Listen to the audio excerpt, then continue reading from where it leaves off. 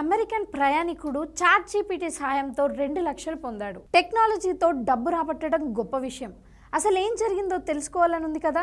ఈ ప్రయాణికుడు తన dream trip కోసం flight tickets, hotel rooms book చేసుకున్నాడు.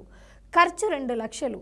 కానీ జనరలైజ్డ్ యాంగ్జైటీ డిజార్డర్ వల్ల అతను ఈ ప్రయాణాన్ని రద్దు చేసుకోవాల్సి వచ్చింది. ఫ్లైట్, హోటల్ సంస్థలు మొదట రీఫండ్ ఇవ్వడానికి నో చెప్పాయి. మరెలా తన డబ్బు తిరిగి వచ్చిందా? ఇక్కడే ఉంది అసలు ట్విస్ట్.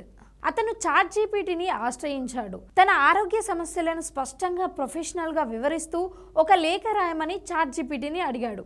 ఆ లేఖలో ఆయన యాంగ్జైటీ డిజార్డర్ గురించి, ప్రయాణం రద్దు చేయాల్సిన కారణాలు ఇవన్నీ టచ్ చేసేలా వివరించాడు.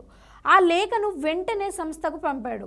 ఫలితం 2 లక్షలు రీఫండ్. టెక్నాలజీ సరైన రీతిలో ఉపయోగిస్తే అసాధ్యాలు సాధ్యమవుతాయి. చాట్‌జీపీటీ లాంటి టూల్స్ మన జీవితంలో ఎలా సహాయపడుతున్నాయో ఈ స్టోరీ ఒక ఉదాహరణగా చెప్పొచ్చు.